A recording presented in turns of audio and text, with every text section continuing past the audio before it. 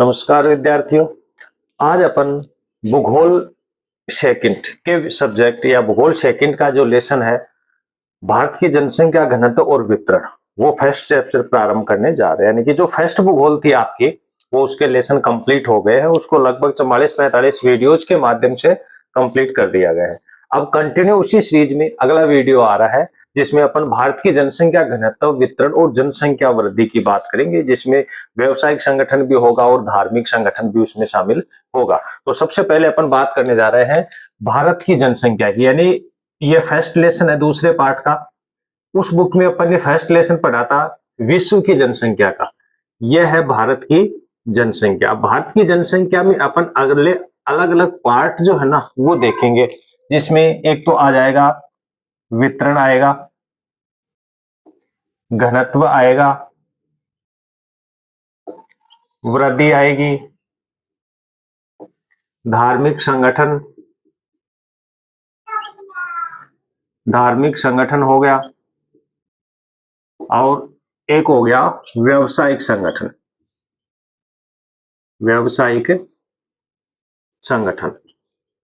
यानी ये अपन इस फर्स्ट लेसन यानी भूगोल पार्ट सेकंड के फर्स्ट लेसन में अपन इसे पढ़ने जा रहे हैं, जिसमें भूगोल भारत की जनसंख्या की बात करेंगे और जनसंख्या में वितरण पढ़ेंगे, घनत्व पढ़ेंगे, वृद्धि पढ़ेंगे, धार्मिक संगठन पढ़ेंगे और व्यवसायिक संगठन उसमें पढ़ेंगे। तो अब अपन इसमें शुरुआत कर रहे हैं जनसंख्या के वितरण की, क्योंकि थोड़ा बहुत अपन विश्व की जनसंख्या के संदर्भ में भी अपन पढ़ चुके हैं।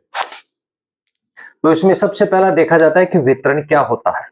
यानी किसी भी क्षेत्र पे या धरातल पे जनसंख्या का जो फैलाव होता है, जनसंख्या का जो फैलाव होता है, उसी फैलाव को क्या कहा जाता है? जनसंख्या वितरण कहा जाता है। यानी कि कोई भी एक क्षेत्र हो गया, उस क्षेत्र पे कितनी जनसंख्या निवास कर रही है, कहीं पर कम जनसंख्या रह रही है, कहीं पर ज्यादा जनसंख्या रह रही है, तो वो क्या कहलाता है? वो उस क्षेत्र का जनसंख्या वितरण कहलाता है। यानी अगर विश्व के संदर्भ में देखें या भारत के संदर्भ में, जनसंख्या का जो वितरण है ना, उसमें असमानता पाई जाती है। जनसंख्या के वितरण में क्या पाई जाती है? असमानता पाई जाती है। अपन देखते हैं कोई क्षेत्र से ऐसे होते हैं जहां पर जनसंख्या ज्यादा निवास करती है, कोई क्षेत्रफल पे दूर दूर तक भी हमें लोग दिखाई नहीं देते हैं कि कम जनसंख्या वहां पर निवास करती है। इसका कारण क्या है? क्या कारण है कि कोई क्षेत्र सघन बसे हुए है और कोई क्षेत्र विरल बसे हुए है? उसके लिए कुछ ऐसे फैक्टर, ऐसे कारक हैं जो जनसंख्या को प्रभावित करते हैं, जनसंख्या वितरण को प्रभावित करते हैं, उनको अपन पढ़ने जा रहे हैं। तो देखिए, भारत की अगर अपन बात कर रहे हैं, तो भारत के अंदर कुल विश्व के क्षेत्रफल का 2.4% भाग है। भारत का जो क्षेत्रफल है 32,87,263 वर्ग किलोमीटर, जो भारत का कुल क्षेत्रफल है, इस क्षेत्रफल के ऊपर यानी 17.5% जनसंख्या निवास करती है। यानी कि विश्व के कुल क्षेत्रफल का 2.4% जो भाग है, वो भारत का क्षेत्रफल है, जिसके ऊपर 17.5% जनसंख्या निवास करती है। यह जनसंख्या जो है, वो समान रूप से वितरित नहीं है। भारत का जो क्षेत्रफल है, उसमें यह समान रूप से वितरित नहीं है, बल्कि कई क्षेत्र ऐसे हैं जहां पर जनसंख्या ज्यादा है, कई क्षेत्र ऐसे हैं जहां पर जनसंख्या कम है। जैसे भारत की अगर अपन बात करेंगे, तो बिहार जो राज्य है भारत का, वहां पर जनसंख्या ज्यादा निवास कर रही है क्षेत्रफल के अनुसार, और अरुणाचल प्रदेश है, वहां पर जनसंख्या कम निवास कर रही है क्षेत्रफल के अनुसार। यानी जितना क्षेत्रफल है उसके अनुसार वहां पर कम जनसंख्या है। बिहार में जितना क्षेत्रफल है, क्षेत्रफल के अनुपात में वहां पर जनसंख्या ज्यादा है। तो उन दोनों राज्यों में अंतर क्या है, उन कारकों को अपन पढ़ते चले जाएंगे। ऐसे इन दोनों राज्यों में नहीं, बल्कि बाकी के क्षेत्रों में भी ऐसा ही होता है। तो सबसे पहले अपन इसमें देखेंगे जनसंख्या वितरण को प्रभावित करने वाले कारक, यानी प्रभावित करने वाले कारक, प्रभावित करने वाले कारक। यानी ये जो असमानता पाई जाती है, इसके क्या कारण रहे हैं, किस कारण से ये असमानता पाई जाती है? इसमें सबसे फर्स्ट पॉइंट अपन देखेंगे भौतिक कारक। भौतिक कारक, भौतिक यानी धरातल से जुड़े हुए, इसे अपन भौगोलिक कारक भी कह देते हैं।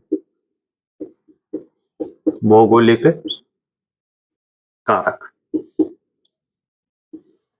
एक ही है, भौतिक कारक हो या भौगोलिक कारक हो। तो इसमें अपन देखेंगे, अपन पहले विश्व के संदर्भ में इसे थोड़ा पढ़ चुके हैं, तो हो सकता है आपने अगर उसे वीडियो को देख लिया गया हो आपके द्वारा तो ये ज्यादा आपको कठिन नहीं लगेगा। ठीक है, तो फर्स्ट सेकंड वीडियो ही है उसका। तो भौतिक कारक या भौगोलिक कारक में देखते हैं, इसमें एक नंबर पे आता है, सीधी सी बात ये ध्यान में रखना है, भौतिक या भौगोलिक कारक यानी धरातल से जुड़े हुए कारक जनसंख्या को प्रभावित करते हैं, जिसमें एक नंबर पे आ रहा है धरातल की प्रकृति एवं स्वरूप। धरातल की प्रकृति एवं स्वरूप, ध्यान में देखना, धरातल, धरातल मतलब जमीन की बात कर रहे हैं अपन, जिसे धरातल जिसे जमीन कहते हैं, उसकी प्रकृति क्या है। प्रकृति देखो ज्यादातर दो प्रकार की होती है, या तो कठोर होती है या मुलायम होती है। ठीक है, ध्यान रखना। स्वरूप, स्वरूप धरातल की बात कर रहे हैं तो या तो समतल है या उबड़ खाबड़ है, दो ही प्रकार के स्वरूप होता है और दो प्रकार का मान लो धरातल का प्रकृति होती है। तो देखना, जहां की धरातल की प्रकृति कठोर होती है और जहां की मुलायम होती है, जहां का धरातल समतल होता है, जहां का धरातल उबड़ खाबड़ होता है। तो यानी धरातल का स्वरूप और प्रकृति मानव के निवास को प्रभावित करती है। जिस क्षेत्र का, ध्यान में रखना, इससे पहले एक छोटी सी चीज अपन देखेंगे, भारत एक कृषि प्रधान देश है। क्या है? भारत कृषि प्रधान, कृषि प्रधान देश है। भारत की अर्थव्यवस्था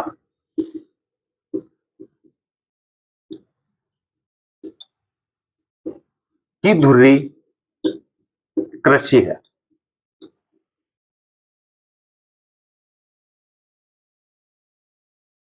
भारतीय अर्थव्यवस्था की धुरी क्या है?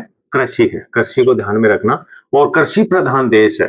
कृषि प्रधान देश तो इसलिए कहा जाता है कि कृषि की तीन ऋतुएं होती है, रबी, खरीफ और जायद। ये तीनों फसलें भारत में उत्पादित होती है, इस कारण इसे कृषि प्रधान देश कहा जाता है। यानी कि भारत कृषि के अनुकूल भौगोलिक दशाओं वाला देश है, क्योंकि तीनों फसलें यहाँ पर उत्पादित होती हैं।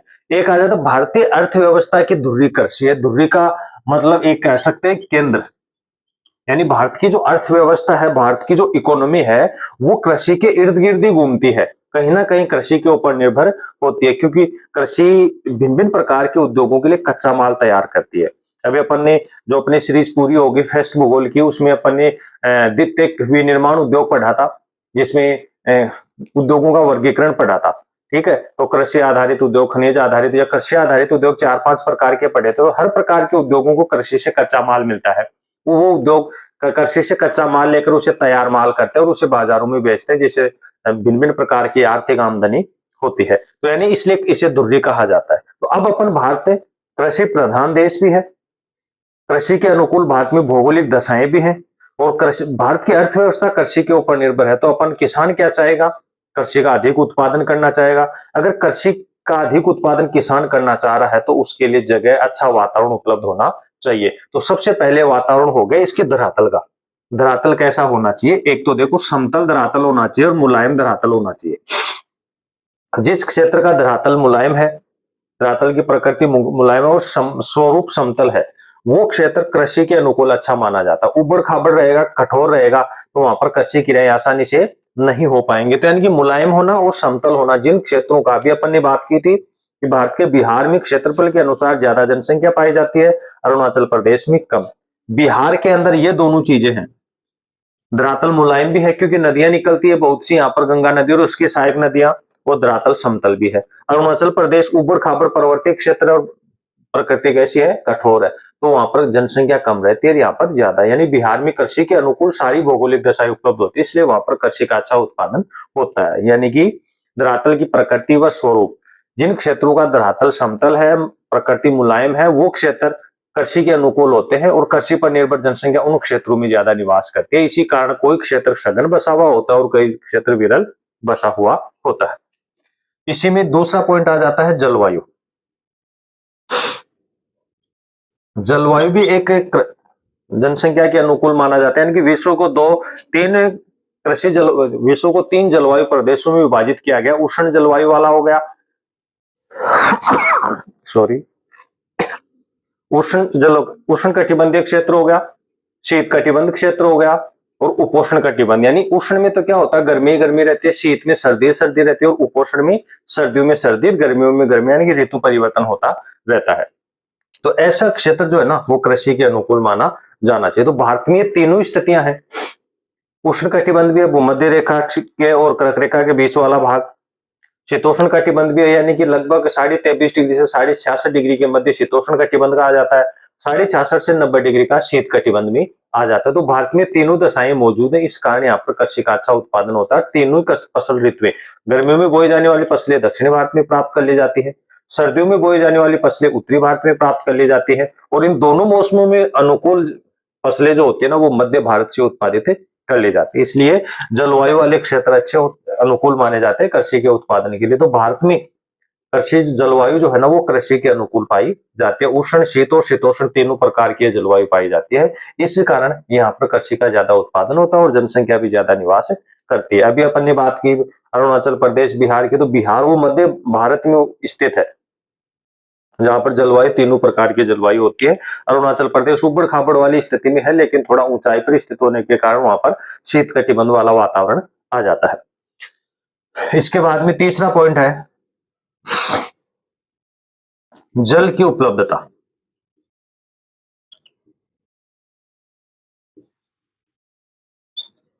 जल की उपलब्धता यानी जल की उपलब्धता, कृषि का उत्पादन पानी वाले क्षेत्रों में ही होता है। आपने सुना होगा हिस्ट्री में या चित्रकला वगैरह में अपन पढ़ते हैं कि जो भिन्न भिन्न प्रकार की जो सभ्यताएं होती है, सारी सभ्यताएं नदियों के किनारे हमें प्राप्त हुई या नदियों के किनारे मिली। इसका कारण क्या है कि प्राचीन काल में लोग अपनी आजीविका के लिए पानी वाले क्षेत्रों में चले गए और नदियों के किनारे जाकर रहने लग गए। वही आदिमानव वाली स्थिति जो आपको पीछे के वीडियोज में पढ़ाया गया है कि वो पहले जंगलों से फल फूल प्राप्त करके खाते थे प्राथमिक व्यवसाय में, फिर पशुओं को मारकर खाने लगे, फिर उन्हीं पशुओं को वो पालतू बनाने लगे और उन्हीं पालतू जानवरों से वो कृषि किराए करने लगे और नदी घाटी क्षेत्रों में जाकर वो कृषि का व्यवसाय करने लगे। तो जल की उपलब्धता वाले क्षेत्र अच्छे होते हैं क्योंकि वहां पर कृषि को मानव के पीने के लिए, पशुओं के लिए पानी उपलब्ध हो जाता है और वहां पर मृदा भी अच्छी मिल जाती है।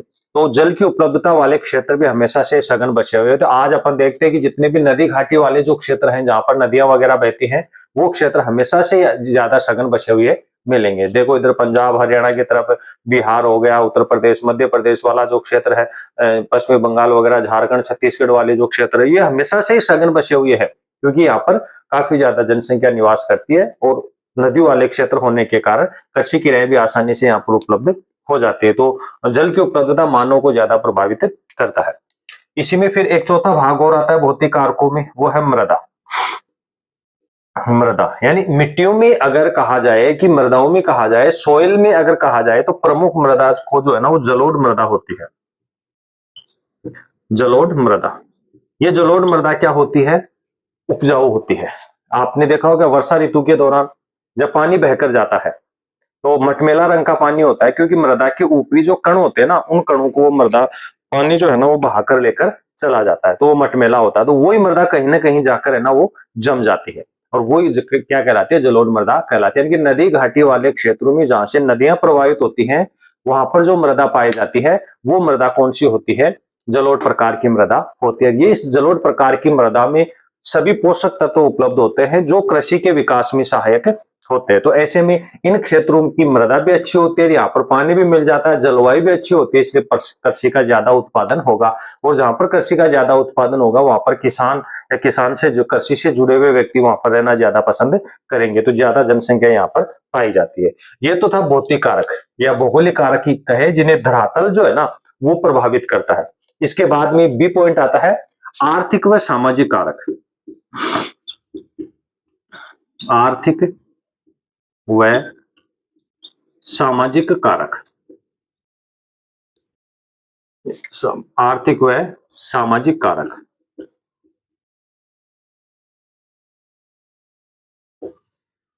सामाजिक कारक यानी मानव विकास के लिए आर्थिक और समाज भी जो है ना वो प्रभावी होता है। आर्थिक आर्थिक कारकों में अपन उनको शामिल करेंगे जिनसे हमें भिन्न भिन्न प्रकार के आमदनी प्राप्त होती है। तो सबसे पहले इसमें देखा जाएगा कृषि। अभी अपन ने कहा कि कृषि क्या है, भारतीय अर्थव्यवस्था की धुर्री है, केंद्र है। तो ज्यादातर अपन देखेंगे कि कृषि वाले क्षेत्रों में जनसंख्या ज्यादा निवास करती है। और कृषि कौन से क्षेत्रों में होती है, जहां पर ये चारों चीजें हमें आसानी से उपलब्ध हो जाती हैं।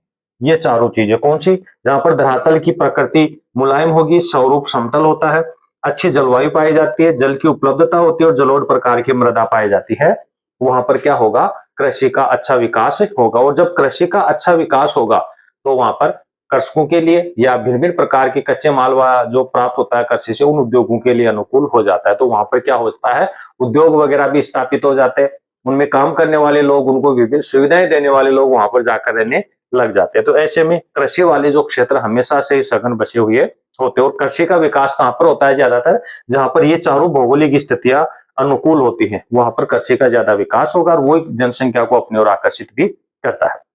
दूसरा पॉइंट आ जाता है खनिज और उद्योग। खनिज और उद्योग, इसमें क्या शामिल है, खनिज, भूमि से खोदकर निकाले गए पदार्थ क्या कहलाते हैं, खनिज कहलाते हैं। तो जिन क्षेत्रों में खनन क्रियाएं अधिक होती हैं, जहां पर अधिक खनिज प्राप्त होता है, जैसे झारखंड हो गया, छत्तीसगढ़ हो गया, पश्चिमी बंगाल, उड़ीसा वाले जो भाग है, वहां पर ज्यादा खनन क्रियाएं अधिक होती है। इधर अपने राजस्थान में देख लो, उधर खनन क्रियाएं ज्यादा होती है। तो ऐसे में दक्षिण भारत में अधिक होती हैं। तो वो क्षेत्र लोगों को अपनी ओर आकर्षित करते हैं। क्यों करते हैं, क्योंकि यहाँ पर लोगों को रोजगार के अवसर मिलते हैं। जहां पर रोजगार के अवसर ज्यादा होते हैं, उन क्षेत्रों की ओर लोग जाना पसंद करते हैं। क्यों करते हैं, क्योंकि वहां पर लोगों को रोजगार मिलेगा, रोजगार मिलेगा तो लोगों के अर्थव्यवस्था से संबंधित, इनकम से संबंधित जो समस्या पूरी होती है, बेरोजगारी की समस्या जो है ना, वो वहां पर पूरी हो जाती है या दूर हो जाती है। क्योंकि वहां पर लोगों को रोजगार मिलेगा, रोजगार मिलेगा तो उन्हें आमदनी अच्छी प्राप्त होगी। तो खनिज वाले क्षेत्र वहां पर ज्यादा होते हैं। फिर आ जाता है उद्योग, यानी उद्योग वाले क्षेत्र, जहां पर उद्योग धंधों की अधिकता होती है, वहां पर स्थानीय लोगों को रोजगार मिलेगा, बाहर के लोगों को रोजगार भी मिलेगा। तो लोग उन रोजगार पाने के लिए उन क्षेत्रों की ओर जाना प्रारंभ कर देते हैं और वो क्षेत्र फिर धीरे धीरे सघन होते चले जाते हैं। सघन का मतलब ज्यादा जनसंख्या वहां पर रहने लग जाती है। जिन क्षेत्रों में रोजगार का अभाव है, जहां पर कृषि क्रियाएं नहीं होती, जहां पर खनिज वगैरह नहीं है, वहां पर जनसंख्या कम पाए जाते हैं, क्योंकि वहां के लोग रोजगार पाने के लिए दूसरे क्षेत्रों में चले जाएंगे। जैसे अपन देखते हैं ग्रामीण क्षेत्रों की तुलना में शहरी क्षेत्रों में जनसंख्या ज्यादा होती है। क्यों, क्योंकि शहरी क्षेत्रों में लोग ग्रामीण क्षेत्रों से वहां पर जाकर भिन्न भिन्न प्रकार का रोजगार करने लग जाते हैं, इसलिए वहां पर जनसंख्या ज्यादा निवास करती है। तो खनिज और उद्योग भी किसी क्षेत्र की जनसंख्या बढ़ाने में सहायक होते हैं। तीसरा पॉइंट आ जाता है इसमें परिवहन के साधन।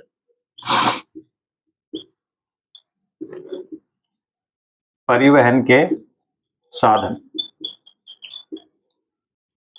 परिवहन के साधन यानी इन सभी क्रियाओं में परिवहन की विशेष भूमिका होती है। क्यों होती है, क्योंकि इन क्षेत्रों में आने जाने के लिए परिवहन का होना बहुत ही जरूरी है। आज बहुत ऐसे दुर्गम क्षेत्र है, पहाड़ी क्षेत्र है, जहां पर लोगों का जाना असंभव था, लेकिन परिवहन के साधनों के विकास के कारण लोगों का उधर आना जाना हुआ है और वो क्षेत्र ज्यादातर सघन होते चले गए। तो किसी क्षेत्र के लिए विकास के लिए परिवहन के साधनों का होना भी बहुत ही जरूरी है, कि बिना परिवहन के साधनों के लोगों की वहां पहुंच नहीं होगी तो उन क्षेत्रों पर जनसंख्या बसाव नहीं हो पाएगा। इसलिए परिवहन के साधनों की भूमिका भी विशेष होती है किसी क्षेत्र की सघनता लाने के लिए। क्यों, क्योंकि वहां पर लोगों की पहुंच होगी तो लोग भिन्न भिन्न प्रकार के अवसर वहां पर ढूंढेंगे और रोजगार में लग जाएंगे।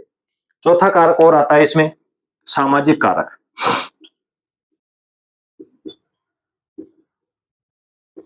सामाजिक कारक यानी किसी क्षेत्र में जनसंख्या वृद्धि का या किसी क्षेत्र की सघन जनसंख्या में समाज की भी विशेष भूमिका होती है, क्योंकि लोग अपने समाज को आधार मानकर उन क्षेत्रों में रहना पसंद करते हैं। तो आपने देखा होगा शहरों की जो कॉलोनियां होती हैं, वो उस कॉलोनी में जैसे मान लो पहले नई कॉलोनी का बसाव किया जा रहा है, नई कॉलोनी बन रही है, तो वहां पर अगर एक ही समाज के लोग रह गए तो उधर पहले नए जो लोग जाएंगे उस कॉलोनी में रहने के लिए, तो सबसे पहले ये देखेंगे कि वहां पर रहने वाले लोग कौन है, वहां की व्यवस्थाएं क्या है।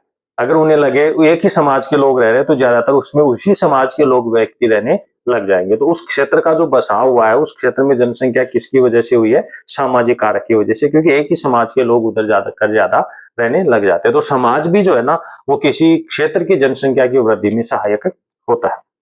फिर एक और आ जाता है सी पॉइंट, राजनीतिक व सांस्कृतिक कारक।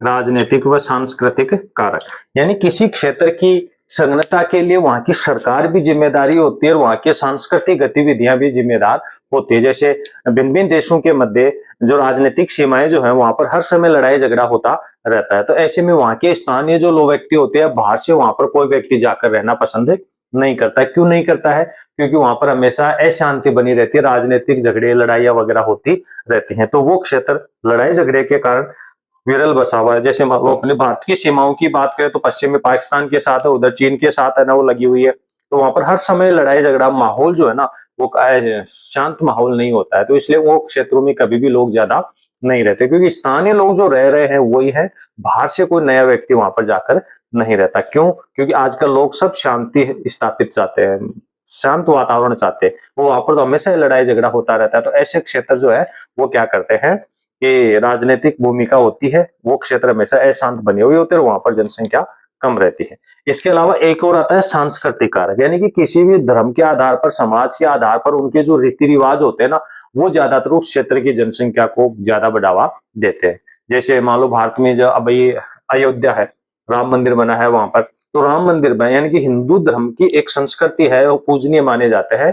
तो आज स्थिति अगर देखी जाए तो अयोध्या शहर जो ना काफी ज्यादा विशाल आकार लिए हुई है, वहां पर काफी ज्यादा जनसंख्या रहती है। ऐसी अपन सीधी सी कह सकते हैं सांस्कृतिक कारकों में, यानी कि जो धार्मिक स्थल होते हैं, हर धर्म का अपना अपना अलग अलग महत्व होता है। जैसे मुस्लिम धर्म में देखा जाए तो जैसे मक्का मदीना वाला है, अपने राजस्थान में देखा जाए तो अजमेर है, वो काफी ज्यादा मुस्लिम धर्म के हिसाब से सघन बसा हुआ है। ठीक है, तो ऐसे में होता क्या है, जैसे मान लो इधर पंजाब वगैरह में सिख धर्म के जो स्वर्ण मंदिर वगैरह है, काफी ज्यादा सघन बसे हुए हैं, जनसंख्या ज्यादा। तो ये धार्मिक आधार पर अपन कह सकते हैं कि सांस्कृतिक कारकों में धर्म को आधार माना गया है कि धर्म के आधार पर भी किसी क्षेत्र की जनसंख्या ज्यादा और कम होती रहती है, क्योंकि वहां पर सांस्कृतिक उनके रीति रिवाज ऐसे होते हैं जिनके कारण धर्म को विशेष महत्व देते हुए वहां का काफी ज्यादा प्रसार हो जाता है। जैसे प्रयागराज, उज्जैन हो गया, नासिक होगा, हरिद्वार हो गया, ये काफी ज्यादा सघन बसे हुए क्षेत्र माने जाते हैं। तो ऐसे में सरकार की भूमिका होती है किसी क्षेत्र को सघन करने के लिए या विरल करने के लिए,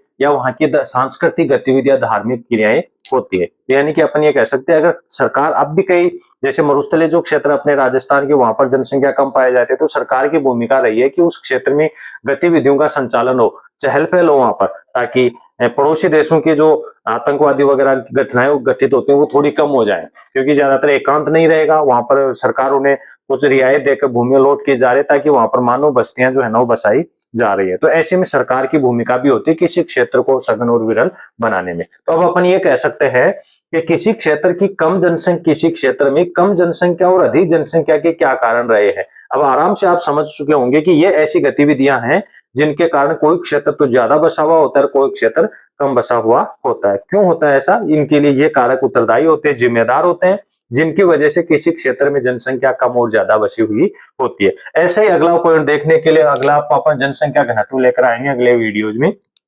इसी प्रकार से हमारे साथ आप जुड़े रहिए और लगातार जनसंख्या या भूगोल से संबंधित हर प्रकार की समस्या का समाधान हम आपको उपलब्ध करवाते रहेंगे।